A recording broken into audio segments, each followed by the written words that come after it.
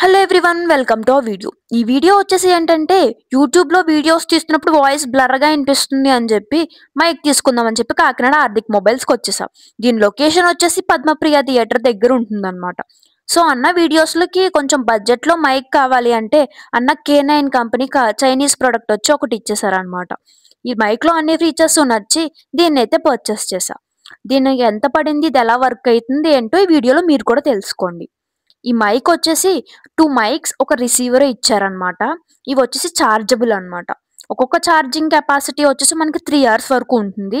వెనకాల power on చేస్తే green colour light వెలిగినప్పుడు ఆ రిసీవర్‌ని మొబైల్‌కి కనెక్ట్ చేస్తే ఈ మైక్ అనేది పనిచేస్తుందనమాట. మనం వీడియో రికార్డ్ చేస్తున్నప్పుడు ఈ మైక్ గనుక పెట్టుకొని మాట్లాడితే వాయిస్ బాగా వినిపిస్తుంది నాయిస్ క్యాన్సిలేషన్‌తో.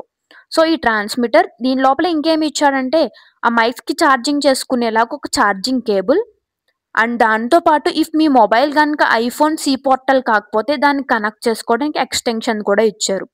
సో, దీని వర్కింగ్ అయితే చాలా అనిపిస్తుంది. అండ్ మీరు కూడా వినొచ్చు. ఇప్పుడు నేను వాయిస్ ఓవర్ అయితే దీంతోనే ఇస్తున్నాను అనమాట. నాకైతే బడ్జెట్‌లో వచ్చింది. దీని కాస్ట్ వచ్చేసి ఇంచుమించు నాకు 550 అలా పడింది.